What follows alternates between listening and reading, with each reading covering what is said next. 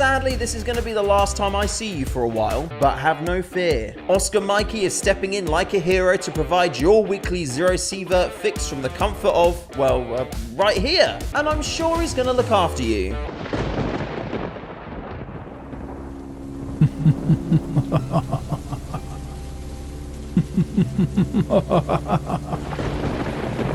You think I'm here to help? You think I'm here to give tips and tricks? No. I'm here to cause chaos, corruption and degeneracy on a massive scale, instigate rabble-rousing.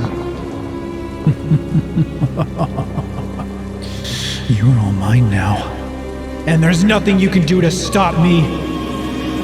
I'm just kidding. How's it going, guys? I'm going to be taking over the bunker update videos for the time being, while Shu goes off and does dad stuff. Congratulations, buddy, and try to get them on the mouse and keyboard as soon as possible, because we need more gamers in the ranks. There's lots of cool new stuff coming to the game that I can't quite talk about just yet. So today, with my first bunker update video, we're just going to talk like some tips and tricks, like I said earlier, for the game. A lot of you more experienced hunters will probably know some of this stuff, but it's still going to be really good information for more newer players coming to the game. And hopefully I can give you 1 or 2 tricks that you haven't heard of before. Alright, let's just get right into it, guys. This first trick is something that I've been doing for a long time while playing this game. As a greedy little loot goblin in ZERO Sievert, I want to maximize my gains in every raid. If you get too over-encumbered in ZERO Sievert, then you can't actually move your hunter. They become totally stuck in place and you have to drop some loot. They did kind of add a way to get around this by picking the mule perk once you level up your hunter enough. But if you ended up not picking the mule perk, then you're still going to run into this issue. What you can do to get around this is you can bring all of your loot to the extraction point and then dump it in the extraction point. The great thing is when you're in the extraction point and you open your inventory, the timer stops.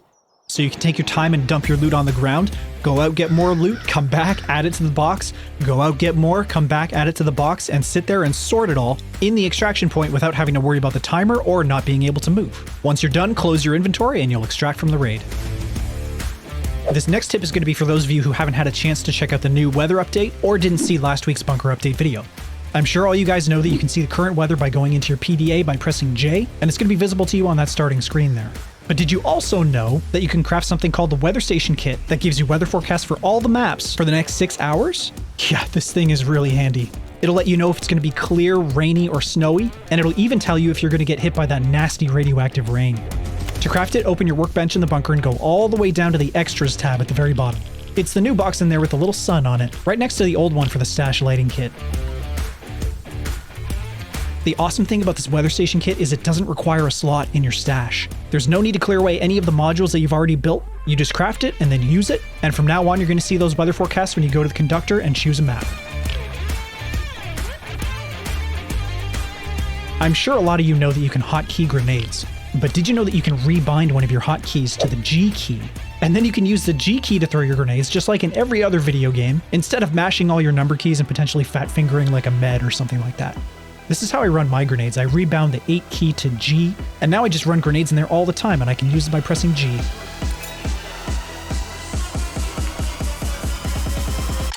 Next tip, I know a lot of you experienced hunters know about this. The weapons in this game have an effective range system. So that basically means that all the weapons are going to be most effective within a certain range, and if you try and hit a target past that effective range, you're going to be doing no damage. I mean, the bullets will travel and you'll still hit your target, but you won't do any damage to them. You can tell if you're using a weapon outside its effective range by slowly pulling the crosshair further and further away from your hunter, and when it turns into a red X, that's the limit of your effective range, and if you shoot past that, you'll be doing no damage. It's pretty easy to understand the scaling for this effective range. Pistols can only do damage at a very short range, and then it only goes up from there. SMGs can shoot a little bit farther, assault rifles can shoot a little bit farther than that, DMRs a little bit further than that, and then sniper rifles have the longest effective range. This next one is really handy if you're struggling with funds in ZERO Sievert like I often do. Weapons and armor sell for more if they're high durability versus low durability. If I were to go into the mall and absolutely destroy Kibbo with my EC308, and then bring his fancy class 6 armor back to the bunker to sell, it's not going to sell for very much because I completely destroyed it when I was fighting him. If I want to sell it for some money and I have some extra scraps laying around, I could easily just repair it and then sell it for a nice tasty profit. Now, some of you might be saying, oh, well, why would you do that? You're going to be wasting all your scraps. Yes. Yes, it does cost quite a bit of scraps to repair, especially the higher level armors and weapons. But if you level up the forge to level 3, you can scrap weapons and armor in raid. You don't have to bring full sets of armor and full weapons back to the bunker to scrap them. The only caveat with this, though, is you only get half of the materials back that you would normally get if you were to scrap it in the bunker. Honestly, this isn't really a big deal if you're going around picking up like level 1, level 2 armors, early game guns like EC-74s, MKMs, Kurs, and BBSHs. You might as well just scrap them right there on the spot. I also just want to take a second to address some of the feedback from the community here. Some of you are experiencing an issue where the game doesn't take up your display properly, particularly those with monitors that have a 21:9 aspect ratio, and the game ends up stretching the image in some weird and wonky ways. I just want to let you know that the developers are working on a solution for this issue right now, and they're hoping to push it out in a hotfix as soon as possible. Alright guys, that's going to be it for this bunker update. Next week I'll be coming at you in a new bunker update video with some more information about what we'll be adding to the game in the future. I hope these tips help you out in the wasteland, and don't forget to keep submitting your feedback so the developer can keep making improvements. Make sure to subscribe to this YouTube channel for future bunker update videos, and maybe, check out my channel too. I do some ZERO Sievert stuff from time to time.